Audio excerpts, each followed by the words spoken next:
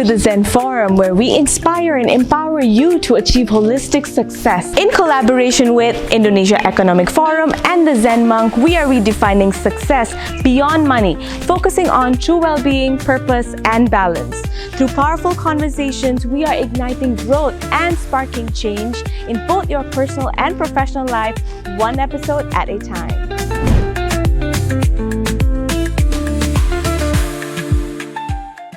Setting an intention that this conversation changes lives. Okay, cool. Welcome, gorgeous souls, to another episode of the Zen Forum. Today, I have a very, very special guest, someone I've known since high school days. Her name is Nadine Alexandra, and she is an actress. And it's been an honor and a privilege seeing her entire life and career unfold before our eyes. And she's got just a lot to share today. A lot of personal and professional wisdom that you guys need to hear about. So let's get started. Thank you for being here. Divya, thank you so much for having me on your podcast. It's an honor. I'm so happy to share this presence with you and time with you. So let's get started? Sure. Awesome. So first things first, right? I still remember those days when you got your first role as Moza in school. And right. The excitement, the craze that we were going through, and we're like, oh my God, it's gonna be on TV, right? I think we were in 10th grade. Yeah, 9th or 10th 15. grade. So was that 9? 9th or 10th, yeah, around 9 or 10, right? And so I remember going home, like being excited to watch the TV. This is for me, it's like hearing this for the first time because I didn't know what that experience was like for everyone else.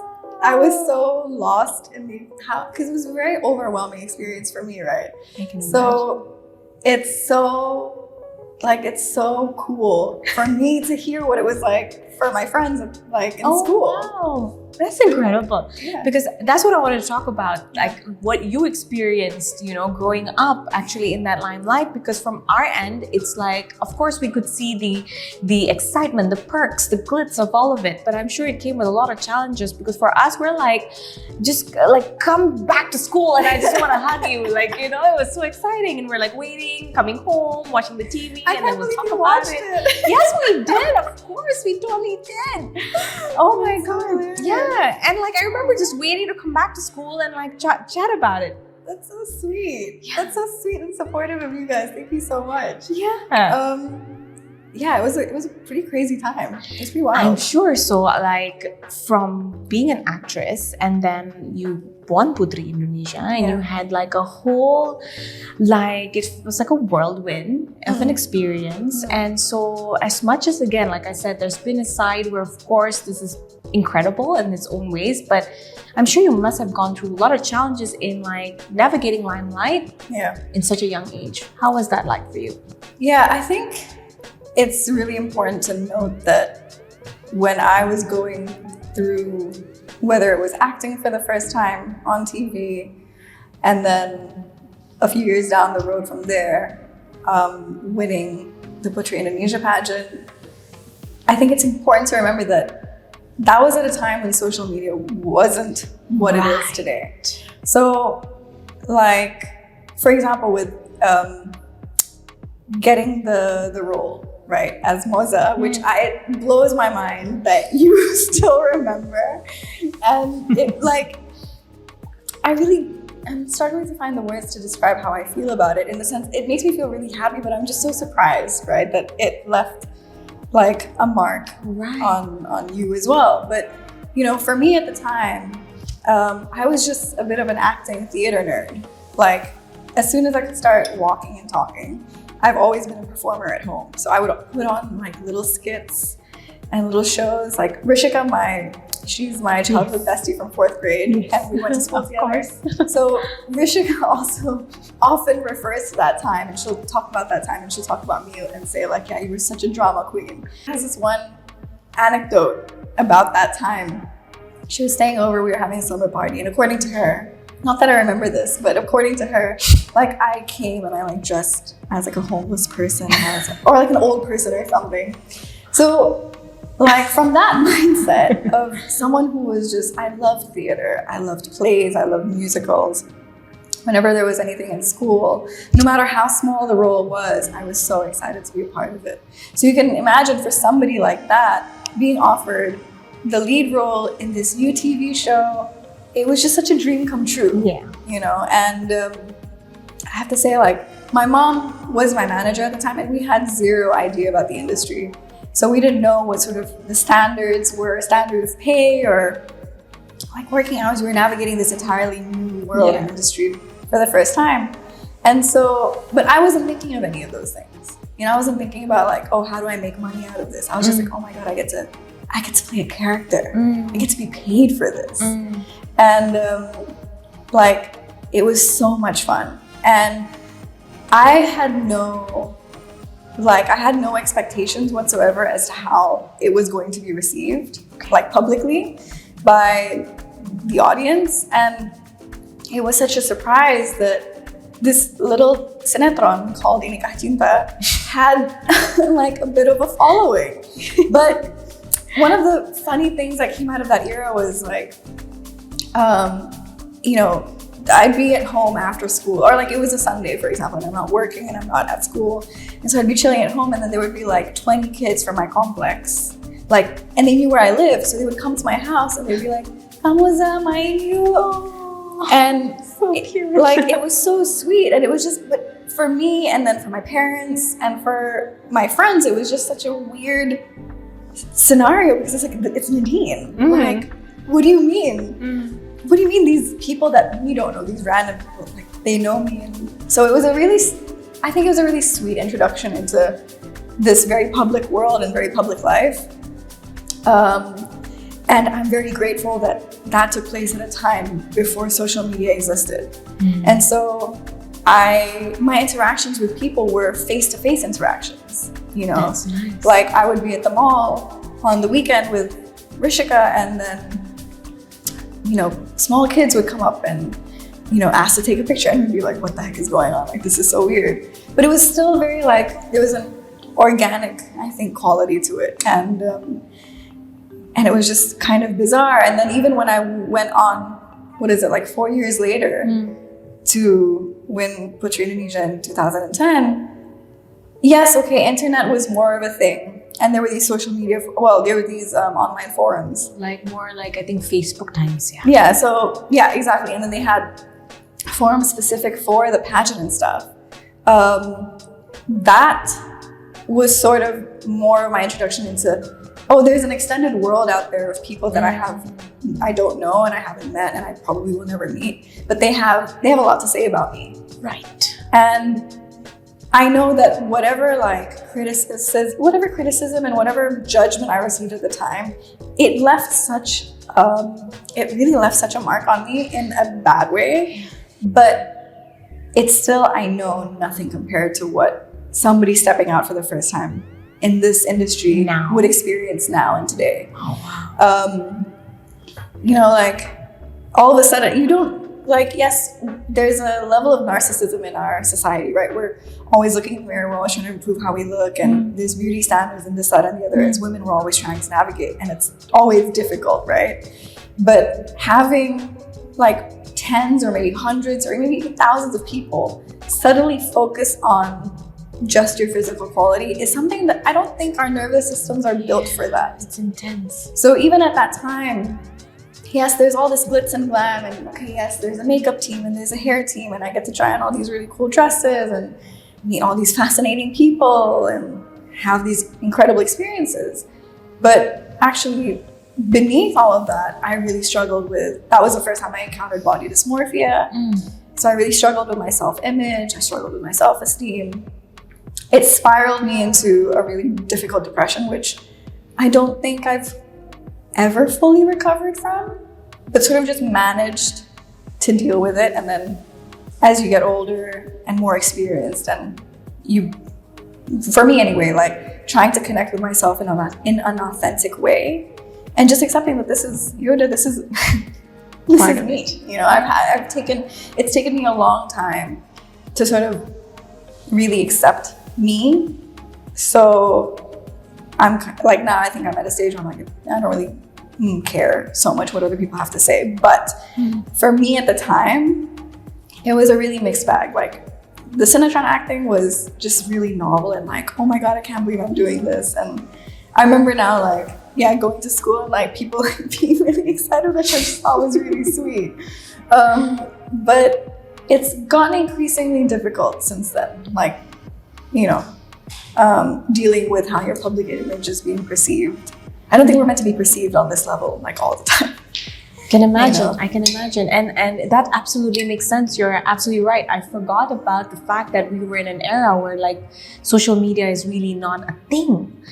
And so a lot of people itself back then was already, you know, afraid of joining in, like afraid of living a public life because they feel like that is like as if they are letting go of their privacy, letting go of their identity being scrutinized all the time. Your anonymity and like... Yeah. Yeah. So it just feels like, you know, at the same time it's your dream, right? So it's like right at the, like there, it's like, how do you navigate that? How, if you feel like, you know, now your life is so public and it's like everyone's eyes are on you, how do you actually navigate that? Because like you said, yes, you went through your depression and then you went out of it. Now if suppose there's someone who wants to really live their dreams but are afraid of this because living a public life seems to come with a price per se. Yeah.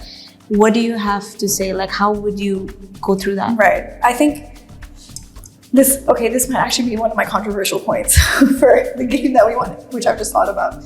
But I've had young girls come up to me in the years since I did the pageant, which is now 15 years ago. I know, it's crazy. We were just, before we started the podcast, we were just talking about like time and how it's just completely flown by. But It's like warping into one. no, honestly, it's strange. But I've had a couple of girls come up to me and they're like, oh, I really want to join the pageant. What do you think? And controversial point perhaps, but I say, don't do it. Okay. Because I didn't know what I was getting myself into. Okay. You know, like, I feel like what was being sold was the glitz and the glam.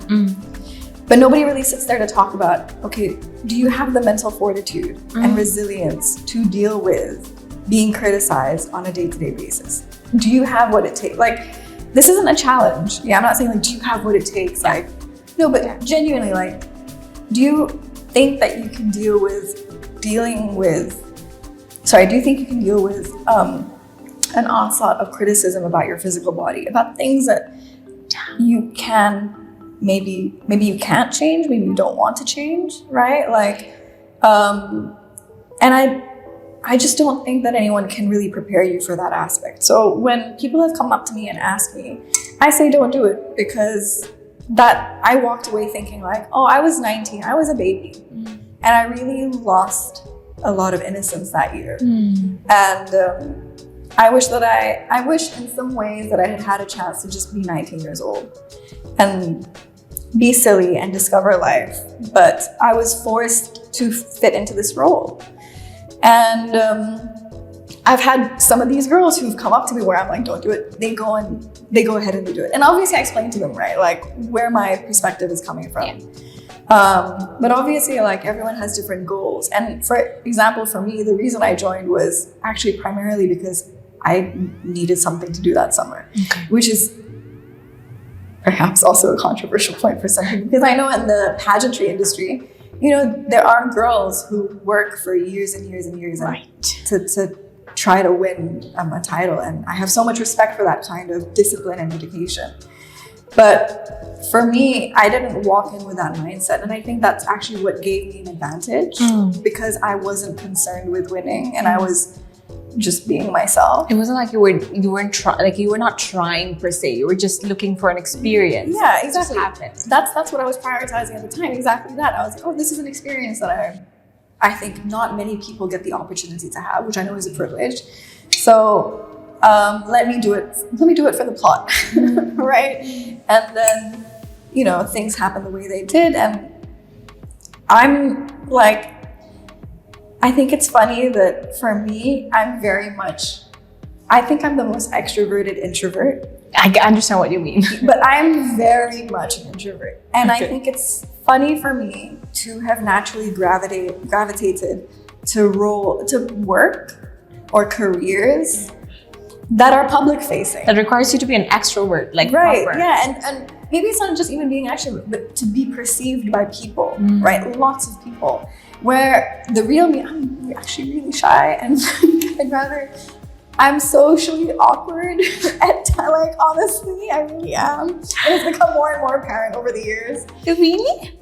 Yeah. I wouldn't think so. Yeah, see, Wow. but I think like that's also a byproduct of like when I was younger, I was able to mask it a lot more. But as the years have gone on, like I'm less and less able to do that. So I just think it's funny that for me, the person that I am, if you really do know me, you know that I'm quite shy and I'm like quite introverted. I'm very loud and comfortable around people that I'm familiar with, but otherwise I'm like, Yeah. So it's been a very mixed bag of experiences, right? And that's not to say that I'm not grateful, because this is my life. You know, those are the choices that I've made. And as difficult as some of those experiences have been, I'm still very, very grateful, because they've added so much flavor and perspective to me. And which I think, like, obviously each and every one of us have our own very unique perspectives, right? Which that's what makes us or sets us apart. So it's been a lot. I didn't even forget what their original question was now. I'm so sorry. No, I love it. This is the whole point. I also have ADHD, so like, forgive me if I like go in different directions. It's the best. Don't even worry about that. These are the conversations we're looking for, you know, like genuinely. So it makes me feel good, because like you're being honest, you're being raw. So it must have been so hard for you if you're saying, you know, like you were, because I know a version of you that's definitely not introverted, because like we're all like It's the my way. stage presence. Yeah, right? Like, exactly. So you have to have that switch, you know, like there's Yeah. another, what do you call it? Alter ego, I must say. Yeah, like Sasha Fierce. Like, yeah. So Nadine Alexandra. So how did you, like, I know you've received a lot of like people's perspectives, judgment, and feeling like sometimes your life is under this constant scrutiny, being watched all the time. Yeah. What was some of the hardest judgments you had to face, and how did you overcome them? How do you even, basically the fact is that you're still choosing this path, right? At the end of the It's day. chosen me. It's chosen you. I like that. But you're choosing to stay with it. Yeah, for sure, Right? Yeah. So at the same time, it's like something's keeping you going. Something is keeping you motivated. Something is helping you overcome this really challenging part of it all. Yeah. So what is helping you overcome them? And what was probably, if you could give an example, one of the toughest judgment you had to experience, and how did you get over it? I think that I'm trying to remember. I don't think there was anything that I really struggled with judgment-wise when I was acting for the first time, except maybe like the character that I played was so dorky. If you remember, she had like really thick glasses and curly hair, and she like wet the bed, and it was this whole thing. So I think like there was like a little bit of embarrassment when people would make fun of me because of that. But Right. it's still all in jest. Like it's fine, right? But like when I won the pageant, I've dealt with a lot of judgment and criticism because of my heritage. So wow. my mom's Indonesian, my dad's British. And Why? well, I think if you grow up as someone who's mixed in any sort of culture or society, you're always going to be othered because you're not 100%. It's like you belong but don't belong. Yeah, so like They make you feel that way. yes, I grew up being told. So I grew up in a household where my dad, till today, doesn't really speak Indonesian. So I grew up speaking English. And I actually started speaking late because there were two languages being spoken at me, and it was so confusing. But I grew up in a household where English was my main language. And which means that I used to be a lot more comfortable just speaking English, right? And so I came back and I did the pageant, and so I came under a lot of scrutiny because I was, I was judged as not being Indonesian enough. But which for me was a really like jarring experience because, prior to that, so growing up in Indonesia, I was always told that I'm bule, right? And it's like, oh, you're white. And so there was like this, okay, this is not where I belong. And so when I got the opportunity to go to school in the UK, I was like, amazing. I'm going to go back to a place where I'm going to be accepted and I will belong. Only to come, this is such a, like in my life story, this is just such a funny, like, what moment? Because I went to the UK and I actually went to boarding school in this really tiny village. The population was 5,000. It was in the middle of nowhere. And so imagine me walking in and thinking I'm going to belong here, right? This is where I'm meant to be. And then being met with this like resistance from the people that I met because they were like, oh, you're not from here. They're like, where are you from? Or, your English is so good. Why is it? And I'm standing there and I'm like, I just see images of my dad and I'm like, my dad's white. Like my dad has blonde hair and blue eyes and he's a British man. Like, of course my English is good. What do you mean? And then coming to find out, like living in the UK, oh, the community that I feel most connected with is not the traditional, like homogenous, like white British community. Actually, the community that I feel closest to are the Black and Brown or like POC communities. And so I was like, oh, that's such a jarring experience I was 16 at the time, right? And then coming back and trying, like, I felt like I was always searching for my roots. Right. And then to have people decide for me, this is who you are and this is what you are not. Yeah. I thought that was really difficult to process. And I think as someone who is mixed race, it's just something that you will continue to deal with all your life. But you reach a level of like, oh, say what you will about me. And even like being mixed, there's not one typical like experience, right? You could be fully Indonesian from both sides of your parents, but born and raised in the UK, right? And then you have a completely different experience with different that. Culture, different beliefs, different everything. Or you're mixed like me, but you don't speak like the foreign language in your home. You speak the country's native language, like Indonesian, for example, and that has its own experiences. So I think for me, the biggest judgment was just like, oh, people have decided what I am and what I'm not. And it comes with a lot of other sort of stereotypes, especially after I did the pageant. And these are stereotypes. I understand where they come from. I don't think it's fair that there are these stereotypes, but people do think that if you're in a pageant that you're not necessarily smart. And it's because it's a beauty pageant, so the focus is always on the physical part. There's nothing else beyond inside that, right? Wow. And so walking away from that, I had to deal with this twofold of like, oh, I'm not Indonesian enough and I'm always having to prove that. And people just assuming I was dumb. And people assuming like, yes, I am privileged. I have to admit that, right? Like I grew up here in Jakarta and I went to an international school. There's multiple things that have given me such a privileged experience, which I'm very, very grateful for. But to have people just make judgments about me, I remember like this director, like he asked me where I was living at the time, and I was living in a house in Pondok Indah, which I had paid for. Like I was renting the place by myself. And he was like, oh, that's where you live? Okay, well, you have to forget your, super luxurious life. And I was like, you don't know the first thing about me.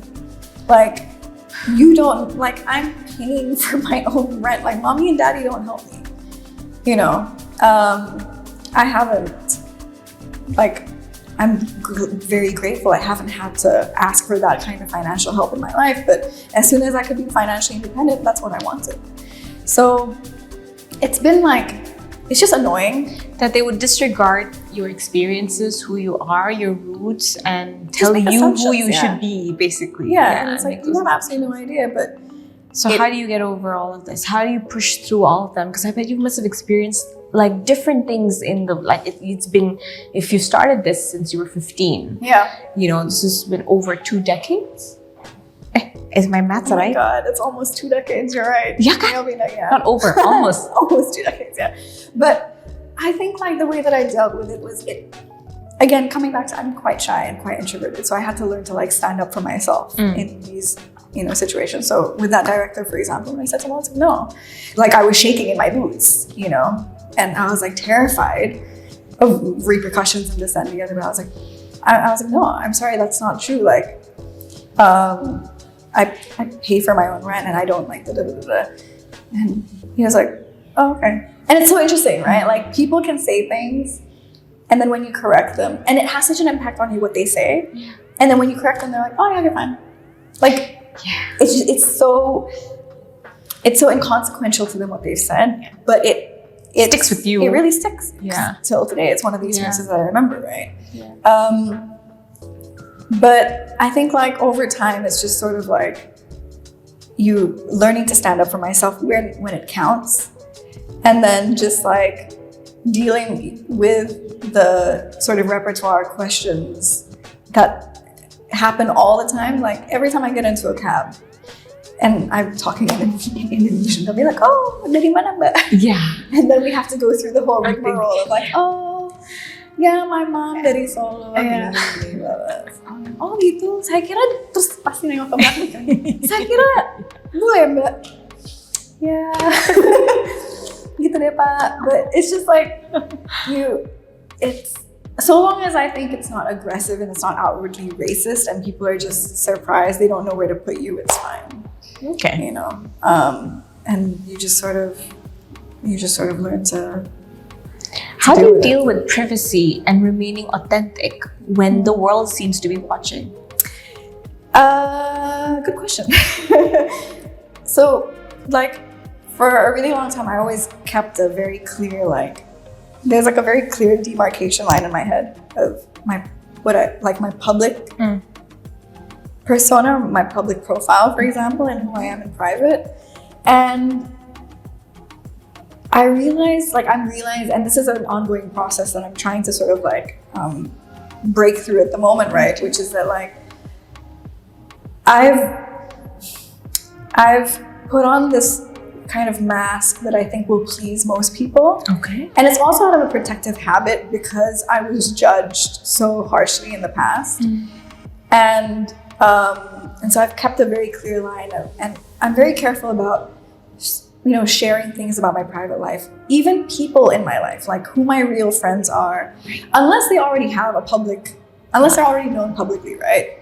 But like a lot of my friends who I'm actually friends with in private, I'm careful about exposing them too much because that's their choice, right? It's not my decision to decide whether or not their faces get put out in public, right? So even with like past relationships, I was always very like private about that because this is me. This is the life, for better or worse, whether it's I've chosen it or it's chosen me, like this is my life and I've grown up with it. And so I think I've just accepted that it is what it is and it's like I can deal with it, but I don't want to impose that on anybody else.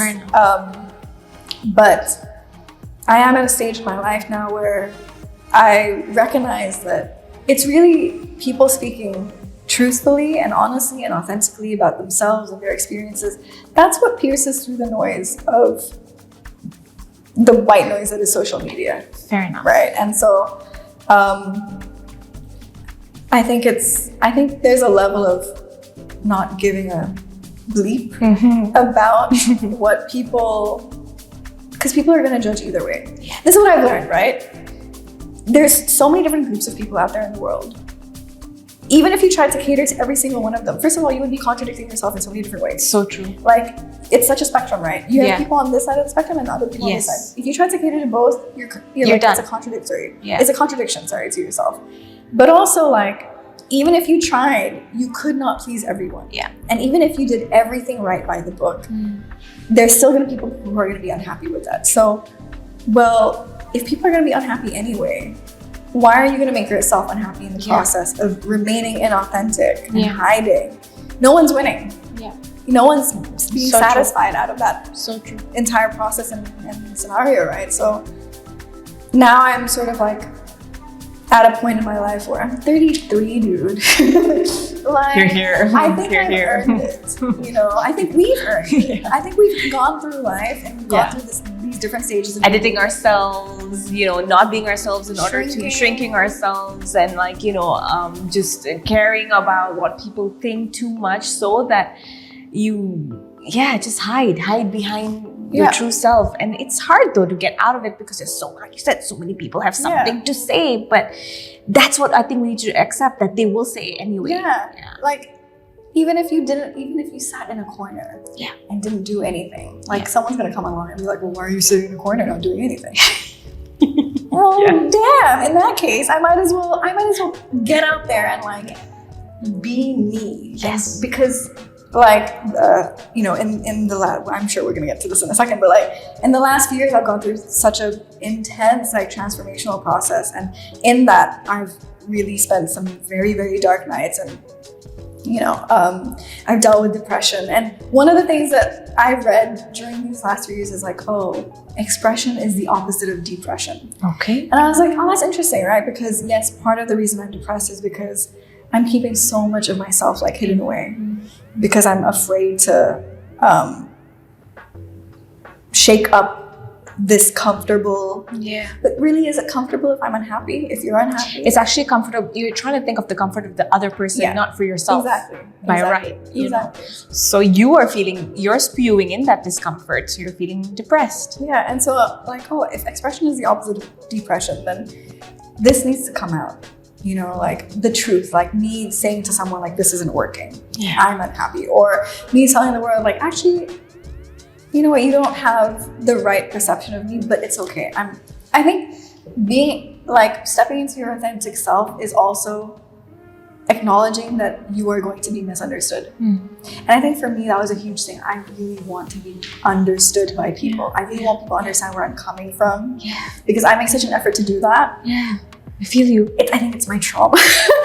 It's a trauma response. But I think part of it is, you have to be okay with being misunderstood. So long as you really understand yourself. That's such an aligned thing that I've been dealing with lately as well. And I totally understand you. And I think it is a trauma response. I know it is a trauma response. In fact, for me, I know where it's coming from, right? Where like, when I was a child, I was always misunderstood. So I would over-explain. So I would actually genuinely over-explain in general for people too, which I'm still working on. And I'm like, today you don't have to talk so much. Right? Oh, sorry. I was like, is something there in my tea? I was like, oh, okay. Right? Like you're like yapping and I'm like, okay, pull back. Like, people, it's okay if people misunderstand you, and like it's not the end of the world. But as a child, it felt like love was taken away, things were taken away. So I think it was just intense growing up and not thinking you had to do that, and suddenly having to switch. So I totally understand that. I want to talk about what you did bring up. In fact, that was the next thing. So I already know where you're going. I love it. So where was I? Okay, so you have had to deal with something really challenging lately, and that too I wouldn't say in the public eye, but still live a pretty public life. And this conversation needs to be said and had more often, because a lot of people still think it's sensitive and taboo for whatever reasons, which is going through a divorce, a separation. And a lot of people stay in unhappy marriages because they fear of judgment, fear of the unknown, of what life would be like without staying in that comfort, compared to shaking up, like what you said, that comfort. So what was your journey like? What gave you the strength to choose and gave you the certainty that this is right and good for you both? Okay, well, I think that it was a really long process for me to come to that decision. Sure. I'm so obviously someone who believes in, I'm like a real spiritual, esoteric knowledge believer. So I definitely believe in soulmates. And I don't only just mean in romantic settings, but like platonic soulmates. And I believe that there are people who come into your life, whether it's for a reason or a season or a lifetime, but you're gonna encounter people in your life who are there to teach you a lesson, to help you evolve and grow and transform, or who are there to like be by your side and guide you throughout, hopefully the entirety of your life. And so for me, like with my ex, it was, I really believe like we had this spectacular love story, and anytime we told people about it, like how we got together, you could just see people like their eyes would like brim with tears, and they'd be so heartfelt and so touched, and they'd say, oh my God, this is like really a fairy tale, and da da da da da. So that was the background from which I was coming from, right? And then all of a sudden in 2022, like I thought this was it, you know. I had met my forever person. We were gonna grow old together and whatever. And so it was earth-shattering for me. Yeah. For when the first time the like D word first floated into my mind. And Rishika, again, she will feature a lot in these stories. We're gonna tag her. From the 4th grade all the way up till now, she's still very much present. Oh, you're hiccuping right now, maybe. And yeah. And it was with her that I was having that conversation with for the first time. And I played around with the idea. Or whatever. like, it was just like, what does this mean? Like, does this mean, like, do I want to say the word divorce? Like, and I think I had an almost like out of body experience in that moment where I was just so dissociated from it. And for 6 months, so like, we got separated. I asked for some space, right? Everything came out, all of the things that like I've really been struggling with. And, you know, we had already gone to couples therapy for a couple of years, which I honestly genuinely recommend to everyone. Like if you're in a relationship. Keep that in mind, guys. It's a real deal. It's not a problem. It's not something to be ashamed about. It's a real deal. Yeah. And you need to do that. Yeah. I'm gonna say what maybe some of you are thinking. It's like, well, you guys already went to couples therapy. You ended up divorced anyway. Right. I'm gonna jump ahead to the end for this one. And what I want to say is like, yeah, that's sure. But actually like going to therapy together is what has allowed us to stay friends till now. Which is another thing I would love to. Yeah, and like we've had I'm so grateful we've had such a gentle as it can be, right? Because breaking up with someone, going through divorce, like that in itself is traumatizing, and that in itself is difficult, right? The act of you have a life that you've built together between two people, and then having to split that act in and of itself is going to be hard. So yeah, okay, we ended up splitting up anyway, but that, I think us going to therapy together is what helped us and allowed us to maintain this friendship as we've separated and gone on with our lives. But it took me 6 months of really just, I really struggled for those 6 months. And there were really dark, low points in my life during those 6 months where I was like, I'd rather just make a decision about my own life. Like I was so depressed. And I was toying with all these really, even more taboo like thoughts and ideas, because I was so terrified about making a decision on this marriage that I was like, I'd rather just make a decision about my own life. Wow. And which obviously, like I think that speaks to the level of pain that I was in. Yeah. And I came to understand that there was this really profound pain within myself that I wanted to be rid of. And one thing that I realized in that entire process was, I had agency in my life, but I was very afraid of making decisions. And I was very afraid of the consequences of my decisions. And that's what kept me in this like limbo state for 6 months. Until finally, it was so great that I just kind of arrived at this point where I was like, okay, well, it's either this, right? There's two options. Either I go back to this marriage and we work on it, or I leave and I start to live a life by myself. And I had read something around that time, which was like, oh, you know, whatever decision you make in life is going to be hard.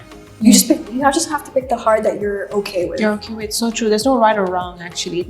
All of them comes with this challenges. That's what I was so afraid of. I was so afraid of making the wrong decision. I was so afraid that like, because I was so hurt and because I was in so much pain, that I was going to make a decision that I was going to regret. And actually, like during those 6 months, I was still going to therapy, and my therapist helped me because she was like, I want you to make this decision from a place of calm. Yeah. I want you to work through your pain and your resentment and all of these things. Yeah. And then if after all of that you're still like, yeah, I don't want to do this anymore, then you have your answer, right? So you're emotionally stable. Yeah, It's like you're not on a high or you're on not, a low. Exactly. You're not making, because they say, right, like don't make decisions when you're angry. Even when you're When you're really super happy, happy. actually, when you're super happy, you can't even like, Yeah. So that's kind of why it took me so long. It was 6 months before I could actually sit down and be like, okay, this is the decision that I'm going to make. And I was like, it's hard either way, but especially at that time, I was like, the idea of having to go back to this marriage and to fix it seems so insurmountable because you're not starting at a level neutral playing field anymore. You've already dug so much, like you've dug down into the negative, right? Yeah. And to have to raise it back up to and I'm not advocating for a divorce for everyone. I'm not saying that, but I'm saying for me, that was the best choice for me. And there was confirmation in the end when I finally sat down with my ex and I said, hey, you know what, it's been 6 months, I've had time to think about it. And I think we should just go ahead and proceed with the divorce. And it was so funny because we were having coffee in public.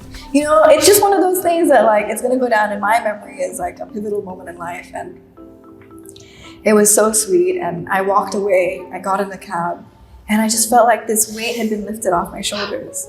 And, you know, from my meditation practice back in the day, I was always reminded that if you feel like there's an expansion in your chest, like that's confirmation that you're on the right track. But if something's constricting and it's heavy, then that's a sign from the universe or God, whatever you want to call it, as that's no, right? So I was like, okay, I'm terrified of what it's going to be like stepping out into the world at this age.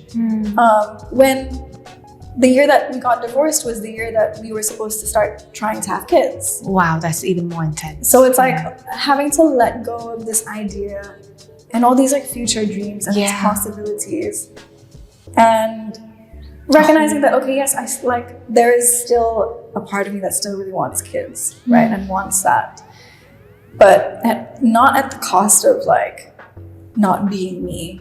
And so it's been 3 years since all of this kind of started. And it's been like, it has been the single most difficult thing I've ever had to go through in my life. And I really wouldn't wish it upon my worst enemies because, you know, I had to come to a point of being so comfortable with myself and my own darkness that I sat with it and time again to meet it and like recognize that it was just hurt parts of myself, to allow them to belong in this and in the other. And it's been extremely difficult, but I'm so grateful for it because I can see how these experiences, all of the ones that I've been talking to you about for the last like 45 minutes, I don't know. Well, everything that we've been talking about, like, I'm so grateful because I can see like how all of these individual experiences are really cultivating me and sort of they're sharpening me to be able to be the person that I know I'm destined to be. And I don't know if that sounds like a really abstract idea to a lot of people, but I can see very clearly and I can feel like there's something that I'm supposed to do. Like whether it's, I don't know if like, you know, coming on here is a choice, like an example of it, right? Yeah. And the fact that my ex and I have had such a sweet and gentle like divorce, and to be able to talk about it, I think is, you know, one of the things that I'm supposed to do. Yeah, because that's something I really want to definitely bring up, is because like you have such a healthy dynamic with your former partner, and it's like as if you still have that friendship and that vibe. And so I wanted to understand, how did you get there? But you did mention that therapy did help you with that. But with that question, right, first, like if you could expand a little bit on how the process was for you to actually have a really good relationship. The thing is, they say that strong marriages are built on a strong friendships. Deep, strong friendships, right? And so, which you would know a lot about. So I was like 15, 14, right? But not when she got married, guys. Oh yeah, when she married. pedo situation. No. Okay. So they say that that's the foundation, right? But it seems like you have, and you still share that bond with him.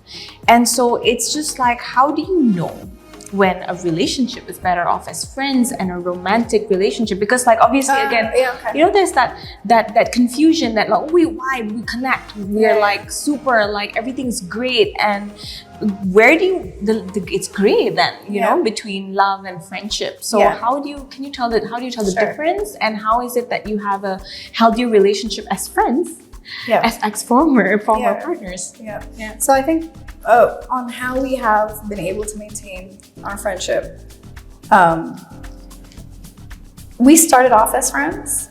We were friends for 2 years before we started dating, and that's what I said to him the day that, you know, I told him like, let's go ahead with the divorce. I said to him like, look, we walked into this as friends, let's walk out of it as friends. Like, as I said earlier, divorce or separating or breaking up with someone is in and of itself such a painful experience. Let's not add to that. Let's not make it any more painful than it has to be. Like, I had gotten to a point where I had processed my anger towards him. And I had also come to realize, like, of course, during those 6 months, I played the blame game. You know, I'm like, it's you. You're the one who's hurt me in all these myriad ways. But by the time I sat down with him and had this conversation, I had done work on myself to realize that, yeah, he has his share that he has to be responsible for, but so do I. I love that. It takes two to tango. It takes two to tango to be in a relationship. It takes two to tango to break it up and like cause it to malfunction and become maladaptive and toxic, right? And I'm obviously not talking in extreme cases where, you know, this isn't when it comes to domestic violence, for example, within like reasonable parameters. But so I had arrived at a point where I was like, look, I recognize that I'm equally responsible for how things got this bad. And I think that helped me be more forgiving to him for his ignorance and his whatever. And that's also what allowed me to be like, look, let's just like part as friends. And we had other friends in our sort of like extended friend group who were also getting divorced at the time, and in different scenarios, some with kids, some without, but a lot of them just really, really bad. And it's always known to be messy. Yeah, and it's like, why does it have to be, you know? And even in that time, there was some like extended friend of mine who kind of came up to me and was like, you know, the fact that you're so okay with him, like if he's like talking to new people, or the fact that you're okay, I think that means that you never really loved him. Oh. And I'm like, interesting. But I think that says a lot more about you than it does about me, because you're coming from and I get it. I'm not blaming you. I understand that you're coming from a perspective that love is possessive and love is ownership. And you're saying, well, if I love something, therefore it's mine. And if it goes away, well, you know. But I'm like, I find that being able to forgive someone who has caused you a lot of hurt, I think that takes a lot more love. Yeah. And I'm not saying that I do it perfect. I'm not going to sit here on a high horse and pretend that like I've done it perfectly and I can do it all the time. I'm still human. Yeah. You know, there are still days where I struggle with these like memories of the hurt. Yeah. But it's so much more nuanced than that. And I think that, you know, if you're with someone and it for whatever reason doesn't work out, I think people need to proactively try to leave people better than when they found them. Like take no shit, but do no harm. You know, like, yes, this is enough. This is where my capacity is. I'm not going to take any more beyond this. I'm going to love you and let you go. And it's so hard even now at times, because I'm like, well, this is such a shame, you know? Not that I don't think that there's ever a path for reconciliation in that way, but it's like, it's such a shame that it had to happen the way it did. But I'm also so grateful for the experience. And then, you know, you were asking like, how do you know when to just leave it as friends or separate and go back to being friends? I think you need to really know yourself, because, and what I mean by that is this, because this is a process that I had to kind of come to understand during that entire separation, right? So my ex and I, like, So if you're into astrology, I'm a Gemini and he's a Leo. So like air and fire signs, they're known to have like quite like intense, like passionate relationships. Okay. Or friendships, Okay. you know. Air and fire both love to talk ideas and creativity. And so when it came to our conversations, we could talk about everything under the sun for hours and hours on end. We could go from A to Z and back again. But that's not what I need from a romantic partner. Like, I've come to understand that me, whether it's my Venus in Cancer, whether it's my like childhood traumatic experiences, or whatever reason, but I need a partner who's extremely soft and sensitive. And like, when I'm going through stuff, I don't need you to fix. I don't need you to problem solve. I don't need you to try and find solutions. I just need someone to sit with me and like listen and be like, because there's very much a little girl inside me who's like, oh, I just want to be you know. So I've come to realize like that's what I need from my partner. And you realize that now this is who I am. That's what you mean by you need to know yourself. Yes. You need to know what you like, what you don't like, so that you actually find it in your partner rather than it's just like a exactly. And like there's she's extremely famous. Her name is Esther Perel. She's a relationship psychologist, and she talks about how we put so much burden and emphasis on this one romantic relationship in our lives. We want our partner to be everything. We want them to be our romantic partner. We want them to be our best friend, our counselor, our therapist, our advisor.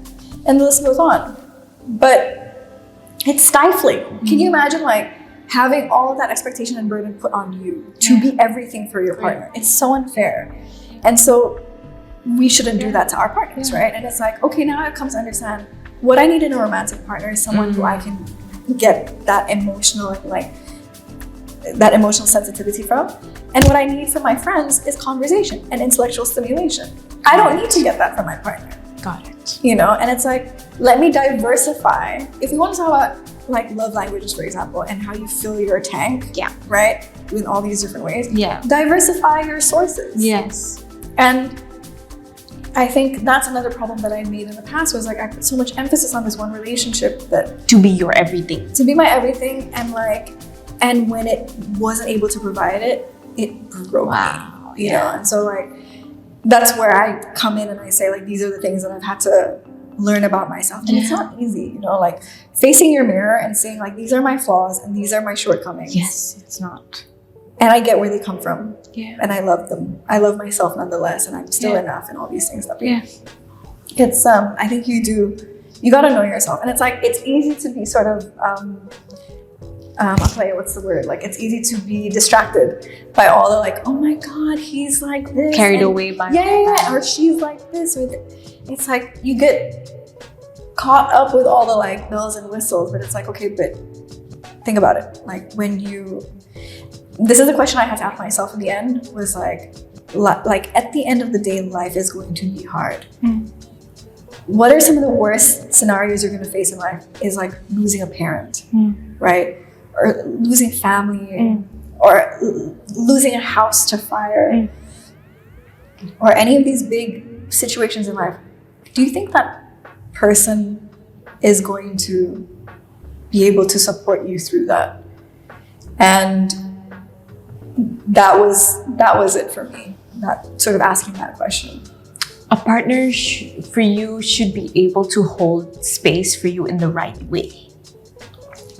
Yeah. Is that what you're trying to say, per se? Because it's like, you know, when you have conversations and it's like healthy conversations, but in this end, I feel like what I'm getting from you is that emotional space. Yeah. It's like more of how would I want to be taken care of is different from obviously a romantic partner and a friend. Yeah. And from what you were saying as well, which is so important, you guys, and I do believe in this as well, because all of your friends also play very different roles. Like each of them fill up different things. You call a friend for like one friend for like something else, and you call another friend for something else. Like they can't be everything. So it's not fair to put that kind of pressure on your partner, your life partner. I love that. And you mentioned a lot about working on yourself and a lot of like going to therapy. And so I know you believe in inner work, and I know you believe in how important that is to success and for yourself. So for anyone out there who doesn't get inner work, what does inner work mean to you? And just give a bit of an example to How did it impact your life right now? I know you mentioned a few things with therapy. You realize this, you realize that. Something that I have to blame, or I have to not blame, sorry, I have to take accountability for, take responsibility. All this comes from inner work. Yes. So in like just simple terms, how can we encourage more people to do this? Because that's actually the answer to a happier, successful, peaceful life, a holistically successful life. Yeah, I think when it comes to relationships, what I've always said is this. Not many of us, okay, I know not all of us, and I would argue not many of us have healthy role models for relationships in our lives. You know, if we're talking about our generation, that means our parents have come from like the baby boomers. Yeah.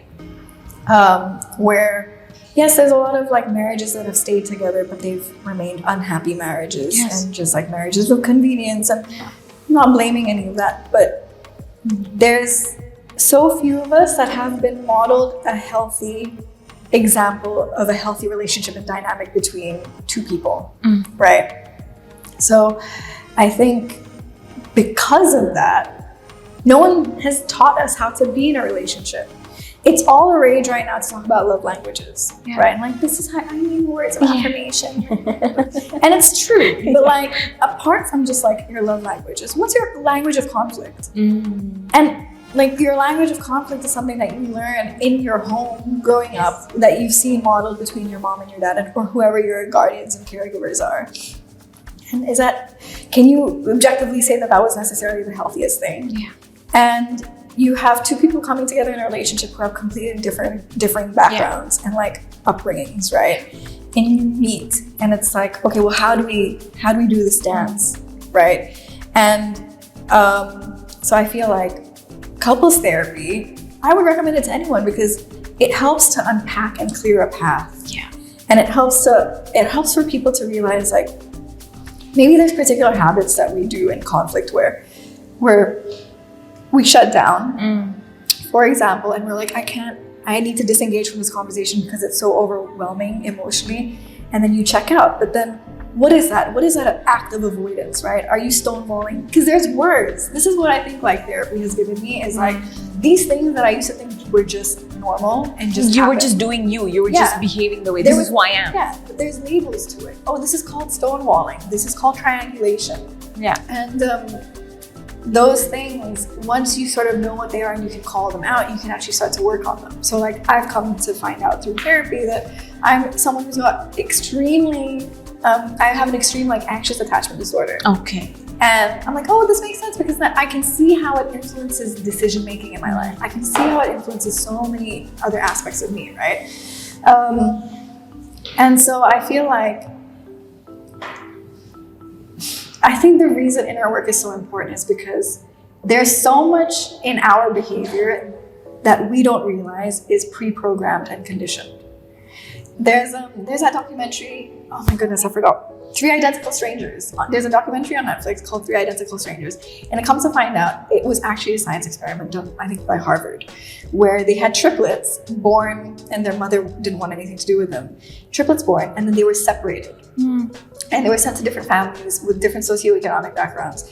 And the study was to basically prove nature versus nurture. Oh, right. So this is important because like, what they came to find out was that even after they were separated for 18 years, they had grown up completely separate lives, unknowing each other, that there were certain things that they shared that were very similar. So it's like, okay, that's the nature aspect of things. But then there was also the nurture aspect of things, right? And what I'm trying to get at is inner work is important because there's so much about us that could be genetic, could be DNA, it could be generational trauma, but it's something that's passed down from our families. But it's also our environment and upbringing, you know? And I want to emphasize this so much because that's not to say there's anything wrong with you or anybody, right?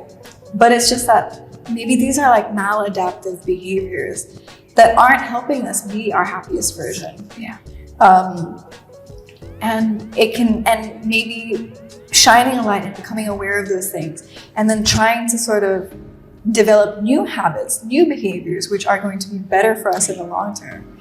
It's going to be better for our relationship with ourselves, our relationship with like any other people in our lives. So I think that doing inner work is just it. I think it's daunting, and I know that there's a lot of people who are like, I'm fine. Yeah. I don't need it, and it's like, okay, sure. I hope that that's the case, right?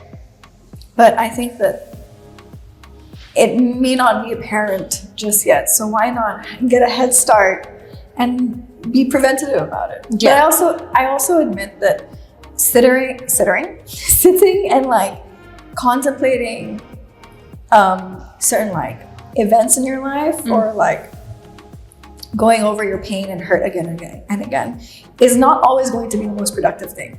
I think you need to have your pain seen and acknowledged, right? For you to be able to process it. Yeah. But at a certain point, you also need to be able to say, okay, I'm kind of done with this narrative. Yeah.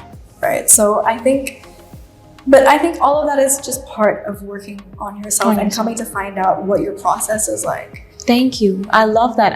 That was such an incredible share because it's genuinely the truth. You're true.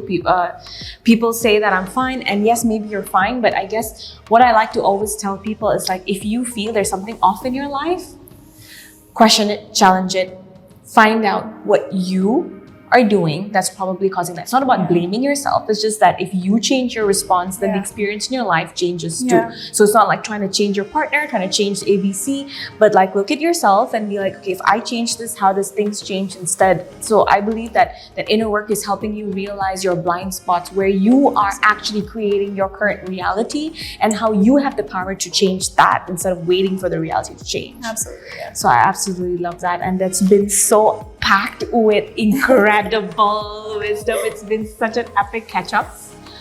Epic. I love catching up like this. I was like, whew, just like letting it ground. So beautiful, so much things. And like, honestly, thank you for being so open. Thank you. For sharing your holding space. Thank you. I appreciate that because like, yeah, it's just very rare for people to be daring to be open about these things. And it's important because a lot of people are probably watching there, contemplating and just needing that little push of like, I need to do something about my life in any way that means to them.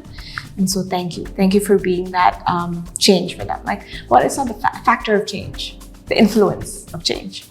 Before we go, we've got game of the day. Right.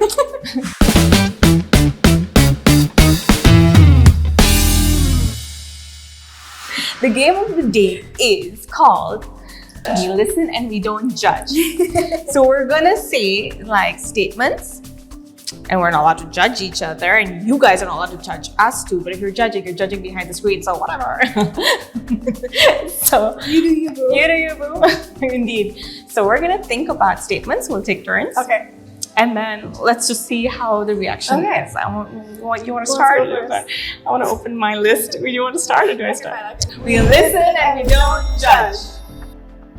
I used to be vegan, but now I started eating meat since 3 years ago. Not judging, but I was there during that whole phase. I knew. Okay, so this is going to be totally embarrassing, and even my husband warned me and said, "Are you sure you want thousands of people to know?" But I have ever sharted before. Wow. I I feel like, can we talk about it? I'm joking. We listen and we don't judge. I'm so sorry. I think I wasn't judging. I think I was more just surprised that you volunteered that information. Thank you for sharing. Yeah. So maybe we can talk about it. I think it's such a normal. Thank you. Are you trying to say that you've experienced it before? Oh, damn, I was going to say it, but I have not experienced that, but I think it's something very common. I don't pray that you experienced it, but I hope people watching must have experienced it and know you're not alone and there's nothing to be ashamed about. It's a natural thing that happens. It's bodily function. Right? It's fine. Okay. Your turn. Okay. I think it is completely acceptable for adult children to go no contact with their family or parents. Interesting. That is a statement. I like that. Okay, my turn.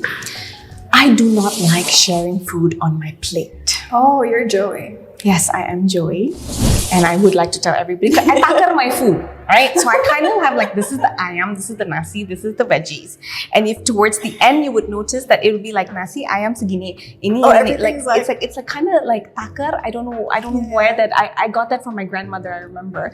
But now if someone eats something from my plate, I'm like, that's my ration. Yeah. I calculated this. One spoon is supposed to make me full, but you took that one spoon, now I'm not full and I don't want to add. Oh, wow. Okay. Yeah. Sorry, I'm not judging. I'm just like responding. It's okay. No, we don't even know whether responding is judging or not. One last statement. Okay, That's one last good. statement. So, okay. Who bullied the new student so bad that she left school the next week? Not judging, just wondering. Just processing. Processing. No, but like, can I talk about this one a little bit? So, Please. I'm not trying to like defend myself or justify myself, but As a grade 2. as a second grader. Yeah, as a grade 2. Because it's crazy that I still remember and I feel so bad about it, right? But like I told you earlier, I'm quite shy and introverted, and so there was this group of girlfriends, second grade, and like I remember just always wanting to be friends with them, for some reason there was this new student. Her name was Jennifer, and they decided to like pick on her. I didn't even remember what they would pick on her about, but I remember and I would watch. Like every time we would come out onto the playground at recess, and they would pick on her, and I would just like watch and like they were like they would say something and then they'd look at me and I'll be like, oh yeah, Right. and I remember there was this like one time when they sort of expected me to like also dish out. It was really dumb. Like she had like, I think she had hurt herself and then she was bleeding. She was like, oh my god, it's bloody, and I was like, you can't say bloody, it's a bad word. But this is really dumb in as an adult to talk about this, but like we were just, I don't remember what else, but we were just so mean to her. And then the next week she didn't come back to school, and I remember just feeling so bad about it and like, oh my god, did she not come back to school because of us? And I have no idea what her last name is, but Jennifer, if you're out there and if you remember that you ever went to school with some really mean second graders, I'm so sorry. That's so sweet. I like children really are so mean, and like I hate that. Those are the type of trauma that unfortunately sticks. I know. Right? Like if I was to find out that 20 years later she's still like, I Feeling remember something. you, Yeah. I'd be so heartbroken. And like it's something that I'm deep down I'm like really ashamed about, because I like to think of myself as someone who stands up for the little guy. And then for me to have to, like, I'm so disappointed. Peer pressure. I know, Children. kids are terrible. Yeah. It's a lot. So that was Thanks my for last sharing one. that. And my last one is, I've puked in questionable places, such as at the back of the cab's driver's seat. And then, Sorry, I've not admitted to anyone about this. It's my first time admitting it. And someone's office. Thank you for hosting us. It was a wonderful party. And I apologize if you remember, if any of you watching happens to be like, that person who's in that office. It was someone's birthday. Wonderful, wonderful night. I'm sorry for leaving a bit of a souvenir in your office. I love how two of yours is like bodily function related. I'm not judging. I'm so sorry. I didn't realize it's so good to put it out there though. You should judge. I'm scared if you judge. Just judge. So listen and we don't judge. Right? People are going to talk anyway. I love it. Oh my god. You guys, this was epic. Thank you so much for having me and for holding a space and for making me feel so comfortable to talk about all this. So happy. Thank you. Really appreciate it. In fact, we always pray that this conversation changes lives. So we hope that in any way that it impacted you, so that you could redefine success in your own ways. And it's not about monetary gains and achievements and all that. It's relationships, it's love, it's health, it's everything. So I hope you learned a lot from here. And so till then, stay mindful, stay inspired, and be kind. Thanks, guys. See you in the next episode. Bye. And watching her career unfold as an actress and all of the things that she's done, it has been nothing short but incredible. Shooting short of incredible or shooting short but incredible? Nothing short of. Shutting off, right?